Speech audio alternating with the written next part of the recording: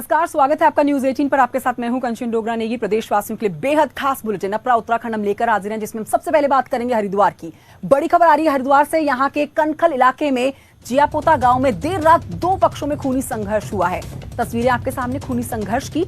मामूली सी कहासुनी को लेकर दोनों पक्षों में जमकर लाठी डंडे चलते हैं। बेहद एक्सक्लूसिव तस्वीरें आपके टेलीविजन स्क्रीन पर। एक पक्ष ने दूसरे घर में घुसकर मारपीट की है, जिसमें कई लोग घायल हो गए हैं। मारपीट का ये वीडियो वायरल हो रखा है। पुलिस ने मामला दर्ज कर लिया है और दो लोगों को इस बीच में गिरफ्तार भी किया गया है।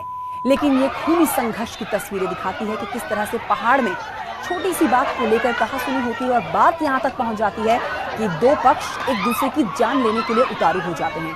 हरिद्वार से ये बड़ी खबर, बीती रात की खबर। और देखिए यहाँ पर लोग डंडे हाथों में लेकर एक दूसरे की जान लेने के लिए उतरे हुए हैं। सुनील पाल मेरे सहयोगी और जानकारी के साथ इस खबर पर हरिद्वार से मौजूद हैं। सुनील पाल, ये तस्वीरें दिखा रही है कि किस तरह से ये लोग किस बात पर ऐसा भड़क गए, गुस्सा इनमें आ गया कि घरों से बाहर निकले लाठी डंडे लेकर और एक दूसरे की जान लेने के लिए उतारू है। ये पूरा विवाद क्या है और अब इसके ऊपर क्या है ताजा अपडेट? कंचन, देखिए, कल देर रात का मामला है जब कनखल थाना क्षेत्र के जियापोता गांव में दो पक्षों के बीच जो है मामूली बात को लेकर कहासुनी। बताया जा रहा है कि जो दोनों पक्ष के जो पुरुष वर्ग थे वो जो बाहर ठेली लगती है खाने की, वहां पर वो खड़े हुए थे और वहीं पर उनके किसी बात को लेकर विवाद इतना बड़ा कि एक पक्ष के जो है लोग अपने परिवार के साथ दूसरे पक्ष के घर में घुसे लाठी डंडा लेकर और तबातोड़ उन पर जो है लाठी डंडे बरसाने शुरू कर दिए। इस पूरे मामले को लेकर जब पुलिस मौके पर पहुंची तो पुलिस ने फिलहाल दो लोगों को उसमें गिरफ्तार कर लिया। वो दो लोग वो गिरफ्तार हैं जो पहले पक्ष के घर में घुसकर जिन्होंने मारपीट की थी, उनको लोगों को गिरफ्तार कर लिया गया। मुकदमा दर्ज इसमें हो चुका है। अब बाकी और पुलिस में छानबीन कर रही है कि आखिर विवाद की मुख्य वजह क्या रही थी कि जो इस तरीके से जो है लाठी डंडे चलाने पड़ गए। तो फिलहाल पुलिस पूरे मामले की जांच कर रही है। पर वाकई में ये सुनील पाल, देखा जाए इस खबर को कि पहाड़ के लोग तो बहुत शांत होते हैं, गुस्सा कम करते हैं, लेकिन इस तस्वीर को देख के तो क्या ही कहा जा सकता है। बहुत शुक्रिया आपका फिलहाल इस खबर के लिए जानकारी देने के लिए। मैं लौटूंगी आपके पास। अगली एक और बड़ी खबर है जो हरिद्वार से ही है, अपने दर्शकों तक पहुंचा दें वो खबर, जिसमें हरिद्वार रेलवे स्टेशन से बड़ी खबर आ रही है। पुलिस ने 7 युवतियों को यहाँ पर गिरफ्तार किया है और ये युवतियां रेलवे स्टेशन के गेट पर आने जाने वालों लोगों को अश्लील इशारे कर रही थी। और देखिए, ये 7 युवतियां कैमरे में कैद हुई हैं। शिकायत जब इनकी की गई, शिकायत मिलने पर शहर कोतवाली पुलिस कार्रवाई के लिए पहुंचे भी और उन्हें गिरफ्तार कर लिया गया। ये युवतियां यूपी, हरियाणा और उत्तराखंड की रहने वाली हैं। इसी खबर पर सुनील पाल हमारे साथ बने हुए हैं, उनसे जानकारी ले लेते हैं इस पर और अपडेट। सुनील पाल, ये कौन है महिलाएं? पुलिस इस पूरे विषय पर क्या बोल रही है? बिल्कुल, देखिए कंचन, काफी समय से जो लगातार पुलिस को शिकायतें मिल रही थी कि रेलवे स्टेशन और उसके आसपास में कुछ युवती हैं जो लगातार रात के समय जो वहां से राहगीर गुजरते हैं उनको अश्लील इशारे करती हैं। तो इसकी शिकायत पर ही जो है कल रात पुलिस ने फिर छापेमारी कार्रवाई की थी और छापेमारी के दौरान जो 7 युवती जो है वहां से गिरफ्तार की गई हैं। और जो इनके बारे में बताया गया है तो ये अलग अलग जो है राज्यों की, उसमें कुछ उत्तराखंड की हैं और हरियाणा की हैं और उत्तर प्रदेश की हैं। तो फिलहाल 7 को गिरफ्तार करके जेल भेज दिया गया है। और क्योंकि काफी लंबे समय से इस तरह की बात सामने निकल के आई थी कि रेलवे स्टेशन के सामने अक्सर ऐसा देखने को मिलता है, कुछ युवती खड़ी होती है रात के समय और वहां राहगीरों को अश्लील जो है इशारे करती हैं। उसी के बाद ये कार्रवाई की गई है। कंचन, ओके सुनील, 2 खबरों पर आपने अपडेट हमें दिया, बहुत शुक्रिया आपका जानकारी के लिए।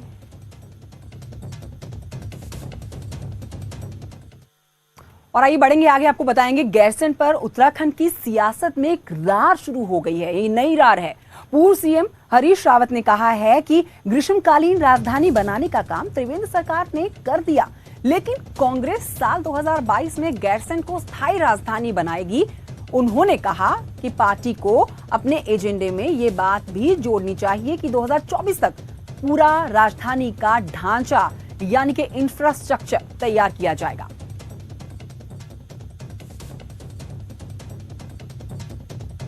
इस समय हकीकत यह है कि इन्होंने ग्रीष्मकालीन घोषित किया है और ये भी हकीकत है यदि हम सत्ता में आएंगे, हमारी पार्टी ने कहा है कि 2022 में हम राजधानी बनाएंगे वहाँ। और मैंने उसमें इतना पार्टी से अनुरोध किया है कि आप 2024 में वहाँ पर ढांचा पूरा बना देंगे। वहीं आपको बता दें कि स्थायी राजधानी को लेकर 2022 में कांग्रेस का क्या रुख रहेगा, इस पर प्रदेश अध्यक्ष प्रीतम सिंह का कहना है कि पार्टी इस मुद्दे पर सभी नेताओं से बात करके आगे की रणनीति तय करेगी। उन्होंने ये भी कहा कि अगर सरकार ने गैरसैंण को ग्रीष्मकालीन राजधानी घोषित किया है तो सिर्फ इसीलिए कि कांग्रेस सरकार ने वहां पर इंफ्रास्ट्रक्चर खड़ा किया था। ओवरऑल कांग्रेस क्रेडिट लेती हुई नजर आ रही है। ग्रीष्मकालीन राजधानी गैरसैंण को अगर घोषित किया है तो सिर्फ इसलिए कर पाए क्योंकि कांग्रेस की सरकार ने वहां पर इंफ्रास्ट्रक्चर खड़ा करने का काम किया। और हम कहना भी चाहते हैं कि भाई इस छोटे से प्रदेश में दो राजधानी हो तो बात समझ से परे, एक राजधानी होनी चाहिए। इस विषय में तमाम लोग बैठेंगे, क्योंकि मैं अध्यक्ष जरूर हूं लेकिन पार्टी के तमाम साथी लोग बैठेंगे, इस पर तय करेंगे और तय करने के बाद निश्चित रूप से अपने एजेंडे में इसको रखने का काम करेंगे। गैरसैंण को स्थायी राजधानी बनाने पर सीएम त्रिवेंद्र सिंह रावत ने हरीश रावत पर निशाना साधा। सीएम ने कहा कि हरीश रावत सिर्फ राजनीति कर रहे हैं, उनका गैरसैंण से कोई मतलब नहीं है। वो तो गैरसैंण को ग्रीष्मकालीन राजधानी तक नहीं घोषित करवा पाए। तो वही बात हुई कि या खुदा हम न हुए, अब हो जाओगे तो क्या कर लोगे भाई। और इसलिए रावत जी केवल राजनीति और राजनीति कर रहे हैं, बाकी उनका गैरसैंण से कोई मतलब नहीं है। अगर उनको ये सब कुछ करना था तो मौका मिला था उनको, वो तो ग्रीष्मकालीन राजधानी भी घोषित नहीं कर पाए। और इसलिए रावत जी की बातों पर उत्तराखंड का कोई विश्वास नहीं। करते हैं देहरादून की तरफ, जहां से दीपांकर भट्ट इस खबर पर जानकारी के साथ, हर अपडेट के साथ मौजूद हैं। दीपांकर, ये प्रदेश के लिए बड़ा मुद्दा साबित होगा आगे चलकर। अभी तो शुरुआत है, राजनीति तो इस पर शुरू हो ही गई है, लेकिन अगर हम कांग्रेस को समझे तो कांग्रेस यहां पर क्रेडिट खाती हुई नजर आ रही है। वहीं दूसरी तरफ त्रिवेंद्र सिंह रावत ने साफ कर दिया है कि कांग्रेस इस पर राजनीति कर रही है। बिल्कुल कंचन, मतलब सबसे बड़ी बात यह है कि मुख्यमंत्री त्रिवेंद्र सिंह रावत ने जो मास्टर स्ट्रोक खेला था इस साल बजट सत्र के दौरान गैरसैंण में, उन्होंने गैरसैंण को ग्रीष्मकालीन राजधानी वहां घोषित किया। इसकी अधिसूचना जारी हो चुकी है और गैरसैंण अब उत्तराखंड की ग्रीष्मकालीन राजधानी है। ये क्रेडिट तो जाता है सरकार के पक्ष में, लेकिन हरीश रावत और प्रीतम सिंह का यह कहना है कि अगर कांग्रेस गवर्नमेंट ने वहां पर सचिवालय, माफ कीजिए, विधानसभा का इंफ्रास्ट्रक्चर नहीं खड़ा किया होता तो आप राजधानी किसे घोषित करते। तो इसलिए अब 2022 में अगर मैं सत्ता में आऊंगा या कांग्रेस सत्ता में आएगी, हरीश रावत का कहना है, तो हम इसे परमानेंट कैपिटल बनाएंगे और 2 साल के भीतर यहां पूरा इंफ्रास्ट्रक्चर खड़ा करेंगे। लेकिन अब जो बात त्रिवेंद्र रावत कह रहे हैं कि आपको भी मौका मिला था और आपने ये काम तब किया होता, क्योंकि तब भी आपकी सरकार थी, आपके पास भी मौका था, आपने राजधानी नहीं बनाई। तो कुल मिला के बीजेपी यहां पर एक अपर हैंड में है। और जो बात आपने कही पहले कि आने वाले दिनों में और 2022 के चुनाव में जरूर एक बड़ा मुद्दा रहेगा और तब जाके कौन सत्ता में आता है, ये बहुत कुछ इस पर निर्भर करेगा कि 2022 में सत्ता किसे मिलेगी, बीजेपी को और कांग्रेस को। और जनता इन दोनों बातों को सुन रही है। तो परमानेंट कैपिटल बनाने के अगर अब दोनों तरफ से दावे हैं, हालांकि बीजेपी की तरफ से कोई खुला दावा नहीं है, लेकिन कांग्रेस की तरफ से खुला दावा है और कांग्रेस के इस खुले दावे को जनता सुन रही है, समझ रही है। जी बहुत शुक्रिया आपका दीपांकर भट्ट जानकारी देने के लिए। तो इंफ्रास्ट्रक्चर को लेकर अब राजनीति हो रही है और आगे चलकर यकीन मानिए ये एक बहुत ही बड़ा राजनीतिक मुद्दा बनने वाला है। कोरोना को लेकर सचिवालय में आज मुख्यमंत्री त्रिवेंद्र सिंह रावत ने बैठक की है। मीटिंग में सीएम ने सैंपलिंग और टेस्टिंग बढ़ाने के निर्देश दिए हैं। गंभीर मामलों में सीनियर डॉक्टर्स को स्वयं देखने के लिए निर्देश जारी कर दिए गए हैं। सीएम ने कहा है कि मास्क और सोशल डिस्टेंसिंग का पालन करना बेहद जरूरी होगा। साथ ही कहते हैं कि बुजुर्गों और बच्चों को बिना जरूरत घर से बाहर निकलना नहीं चाहिए। हमारे लिए, जैसे आपने देखा होगा, लगातार स्वास्थ्य डिपार्टमेंट और पूरा हमारा प्रशासन इसको डिजीज़ को कंट्रोल करने में लगा है। टेस्टिंग भी आपने देखा होगा सब्सटेंशियली हमने काफ़ी इंक्रीज़ कर दी है। नंबर ऑफ़ केसेस भी हमारे बड़े हैं, लेकिन टेस्टिंग के कंपैरिजन में जो हमारा पॉजिटिविटी रेट है वो आप देख रहे होंगे लगातार हमने मेंटेन करके रखा है। हमारे लिए एक चिंताजनक विषय है कि जो हमारे ओल्ड एज और कोमॉर्बिड लोग हैं उनमें मोर्टेलिटी थोड़ा बढ़ रहा है। इसके लिए से हमने लास्ट टाइम भी आपको बताया था कि गवर्नमेंट के द्वारा सारे कोमॉर्बिड और ओल्ड एज लोगों का सर्वे किया जा रहा है, ताकि हमको इनिशियल स्टेजेस में ही हम लोग उनमें डिटेक्ट कर लें कोरोना को। और इसी बीच आपको ये भी बता दें कि राज्य में मास्क ना पहनने वालों पर सरकार बड़ी सख्ती कर सकती है, क्योंकि सूत्र बता रहे हैं कि सरकार मास्क ना पहनने वालों पर चालान की दरें जो हैं वो 200 रुपए तक कर सकती है। तो जेब पर भारी पड़ जाएगा प्रदेशवासियों के लिए मास्क ना पहनना।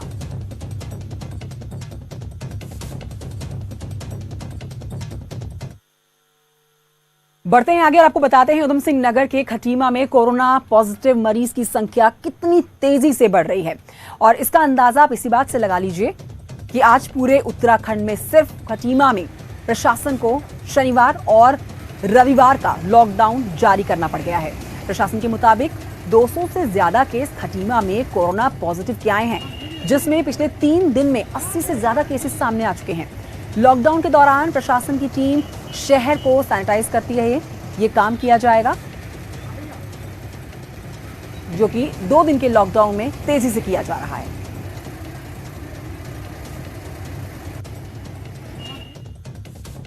कोरोना बढ़ने की वजह से प्रशासन ने भले ही खटीमा में शनिवार और रविवार को लॉकडाउन घोषित कर दिया हो, प्रशासन की अपील के बावजूद भी लेकिन खटीमा लॉकडाउन में लापरवाही की तस्वीरें देखी जा रही हैं। हालांकि मुख्य बाजार बंद हैं, सड़कों में लोग आम दिनों की तरह ही आवाजाही करते हुए दिख रहे हैं। प्रशासन ने जरूरी सामानों की दुकानों को छोड़कर सख्ती दिखाते हुए कार्रवाई की बात कही है। आदेश जारी किया गया लॉकडाउन का, और इतवार की रात 12 बजे तक का लॉकडाउन करा गया है। तो इसमें अधिकांश लोग अपने घरों पर हैं, लॉकडाउन का पालन कर रहे हैं, लेकिन कुछ लोग ऐसे हैं जो कि अनावश्यक घूमते हुए पाए जा रहे हैं। तो उनको लेकर सख्ती भी की जा रही है, अनुरोध भी किया जा रहा है उनसे कि अपने घरों पर रहें, मास्क लगाएं। अगली खबर रामनगर से है, जहां पर कोरोना संक्रमितों की संख्या लगातार बढ़ती चली जा रही है। जिले में अब तक 200 से ज्यादा लोग संक्रमित हो चुके हैं, जिसके चलते यहां पर 2 कंटेनमेंट जोन और 1 माइक्रो कंटेनमेंट जोन बनाया गया है, जहां पर लोगों की आवाजाही पर पूरी तरह से रोक है। करीब 300 से ज़्यादा लोगों का टेस्ट किया गया है, जिसमें करीब 35 पॉजिटिव आए हैं। रैपिड टेस्टिंग की गई है लोगों की, और लोगों से हमने बार बार अनुरोध भी किया है कि अपने जिनमें सिम्टम्स हों अपने टेस्ट कराएं, और ताकि हमें उनकी वास्तविक स्थिति का पता चल सके। खबर नैनीताल से है। नैनीताल के डीएम सविन बंसल ने हल्द्वानी में जिले के स्वास्थ्य अधिकारियों के साथ बैठक की है, और इस दौरान बीडी पांडे महिला और बेस अस्पताल में चीजें बेहतर करने के लिए स्पेशल बजट अलॉट किया गया। साथ ही डीएम ने कोरोना मरीजों के कॉन्टैक्ट ट्रेसिंग के निर्देश जारी कर दिए हैं। डीएम के मुताबिक टेस्ट फैसिलिटी बढ़ाई जा रही है, भर्ती किए गए मरीजों को बेहतर इलाज दिया जा रहा है, और हर सुख सुविधा लोगों को दी जा रही है। वो तभी किया जाए जब बहुत ज़्यादा आवश्यक हो। They should stay at home, maintain distance, और जो हमारे रेस्पिरेटरी एटिकेट्स हैं और जो वॉशिंग एटिकेट्स हैं, हैंड वॉशिंग एटिकेट्स, उसको मेंटेन करें, और जो गवर्नमेंट की गाइडलाइंस हैं, नॉर्म्स हैं, उसको 100% फॉलो करें। बढ़ते हैं आगे। हल्द्वानी मेडिकल कॉलेज की खबर आप तक पहुंचाते हैं, जहां पर अब और अधिक जांचें हो सकेंगी। जी हां, कॉलेज की वायरोलॉजी लैब में अब नई टेस्टिंग मशीन लग चुकी है, जिसके जरिए रोजाना 1000 सैंपल्स की जांच की जा सकती है। इतनी बड़ी संख्या में जांच करने वाला हल्द्वानी मेडिकल कॉलेज उत्तराखंड का पहला संस्थान होगा। अब कॉलेज में RT-PCR टेस्ट के साथ ही एंटीजन और ट्रूनेट टेस्ट भी हो रहे हैं, जिससे कुमाऊं के 6 जिलों के मरीजों को टेस्ट रिपोर्ट के लिए लंबा इंतजार नहीं करना पड़ रहा है।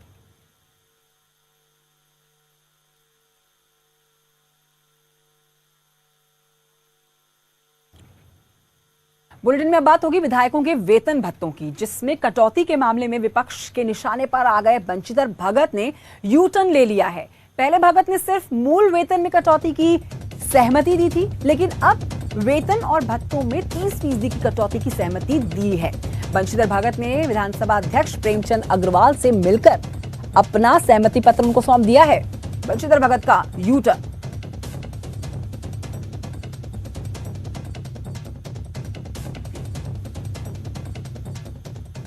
वेलकम बैक, अपना उत्तराखंड आप देख रहे हैं। बढ़ते हैं आगे। ब्रेक के बाद अब बात होगी मौसम की। पहाड़ों में जारी बारिश से उफान पर बह रही यमुना नदी से विकास नगर में नदी किनारे बसे हुए गांवों में भी खतरा पैदा हो गया है। स्थिति ये है कि बाडवाला, रोहड़ा, हरिपुर, भीमावाला और हरिपुर समेत कई गांव खतरे की जद में हैं। ग्रामीणों का आरोप है कि इस समय बाढ़ सुरक्षा के काम ना होने से गांव के साथ ही कृषि भूमि को भी बड़ा नुकसान हो रहा है। हालांकि प्रशासन स्थिति पर नजर बनाए रखने की बात कर रहा है। ये देखिए आपके सामने नदी, जिस तरह से लगातार होती पहाड़ों पर बारिश और उफान पर ये नदियां।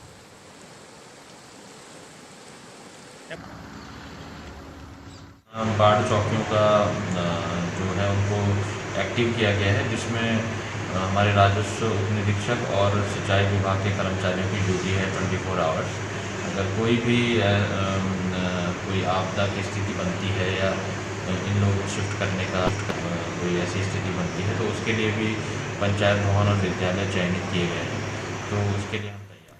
टिहरी से खबर, जहां बैठकों से नदारद और गैर जिम्मेदार अधिकारी कर्मचारियों को अब चेक पोस्ट पर रात्रि ड्यूटी करनी पड़ेगी। जी हां, टिहरी डीएम द्वारा ऐसे अधिकारियों और कर्मचारियों को सबक सिखाने के लिए ये फैसला लिया गया है और इस पर बाबत निर्देश भी जारी कर दिए गए हैं। डीएम कहते हैं अधिकारियों और कर्मचारियों को अपनी जिम्मेदारियों को समझना होगा और यही एहसास दिलाने के लिए बड़ा कदम उठाया गया है। कर्मचारियों का भी कहना है कि पहले तो वो बैठक से नदारद नहीं होते हैं, लेकिन किसी कारणवश कहीं अगर जाना पड़ जाता है तो इस तरह से बैठकों से नदारद हो जाते हैं और इससे संबंधित अधिकारियों को सूचना भी देते हैं। इसमें देखिए हम लोगों ने रिसेंटली भी जन शिकायतों को के निस्तारण को लेकर के बैठक की थी। उसमें एक दो अधिकारी जो थे वो अनुपस्थित थे, तो हम लोग उनको जो आजकल कोविड की वजह से बैरियर्स पे ड्यूटीज़ हैं, नाइट ड्यूटीज़ भी लोग कर रहे हैं, तो ताकि उनको एहसास हो कि बैठक में रहना और अपने जिम्मेदारियों का निर्वहन करना इंपॉर्टेंट है, इस वजह से उनको रात्रि ड्यूटी के लिए हम लोगों ने, तो हमारे अधिकारी हैं पहले वो बैठे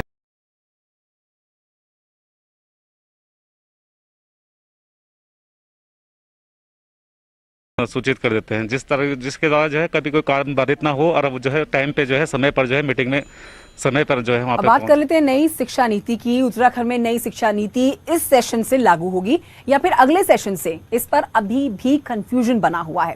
केंद्र से नई शिक्षा नीति को मंजूरी मिलते ही अधिकारियों की टेंशन बढ़ गई है, क्योंकि नई शिक्षा नीति को विषम भौगोलिक परिस्थितियों वाले प्रदेश में कैसे लागू करवाया जाएगा। सरकारी स्कूलों में इंफ्रास्ट्रक्चर की कमी के साथ साथ टीचर्स की भी कमी है। ऐसे में कोरोना के चलते वैसे ही सरकारी स्कूलों में पढ़ाई प्रभावित हो रही है, ऊपर से नए एजुकेशन पॉलिसी को लागू करवाना एक बहुत बड़ा चैलेंज बना हुआ है, ऐसा अधिकारी कहते हुए नजर आए। जो स्कूल कॉम्प्लेक्स का वो आया है, लेकिन थोड़ा अब उसमें बैठ के हमें प्लान बनाना पड़ेगा कि कैसे होगा, क्योंकि अब टीचर्स जो अपॉइंट होंगे वो स्कूल कॉम्प्लेक्स में होंगे और बच्चों को जो है पूरी फ्रीडम दे दी गई है कि उसमें अब स्ट्रीम सिस्टम, तो वो सब चीज़ें हमारे लिए बहुत चैलेंजेस है कि उत्तराखंड के लिए कि हम उसको कैसे मैनेज करेंगे। और फिर आपके साल में 2 बार एग्जाम। बढ़ते हैं आगे, आपको उत्तरकाशी की ओर लिए चलते हैं, जहाँ के गाँव में संचार व्यवस्था का बुरा हाल है। यहाँ मोबाइल टावर तो खड़े कर दिए गए हैं, लेकिन नेटवर्क कनेक्टिविटी बद से बदतर है, ना के बराबर ही है और ये मात्र शोपीस बना हुआ एक तरीका है। सबसे ज्यादा इसका जो प्रभाव है जो स्कूली छात्र छात्राओं पर पड़ता हुआ नजर आ रहा है, जिसकी वजह से वहां पर ऑनलाइन पढ़ाई नहीं हो पा रही है। नेटवर्क कनेक्टिविटी की सबसे ज्यादा खराब हालत मोरी ब्लॉक में भी है। 110 ग्राम पंचायतों में 60 से 70% गांव पंचायतों में नेटवर्क कनेक्टिविटी ही नहीं है, जिससे ये अंदाजा आप लगा सकते हैं वहां के छात्र छात्राएं कैसे ऑनलाइन पढ़ाई कर सकते हैं।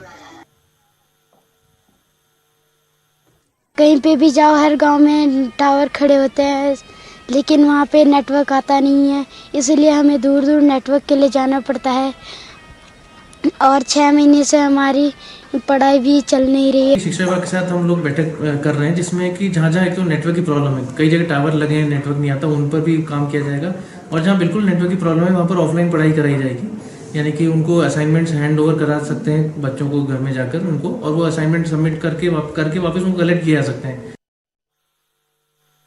सोचिए, छोटे छोटे बच्चे जो पढ़ाई के नाम से भागते हैं वो खुद कैमरे के सामने आके कह रहे हैं कि टावर तो खड़े कर दिए हैं लेकिन नेटवर्क कनेक्टिविटी नहीं है, पढ़ाई बाधित हो रही है। बहरहाल बढ़ते हैं आगे और बात करते हैं जिम खुलने के बाद लोगों में खुशी की लहर है। टिहरी की हम बात कर रहे हैं, यहाँ पर जिम मालिकों को भारी नुकसान से जूझना पड़ा था। जिम मालिकों का कहना है यहाँ पर कि उन्हें लॉकडाउन के इन 4.5 महीनों में बहुत नुकसान हुआ। मशीनें खरीदने के लिए बैंक से लोन और किस्तें देने और मकान मालिक को आखिर कहां से पैसा देने वाली नौबत आ रखी है।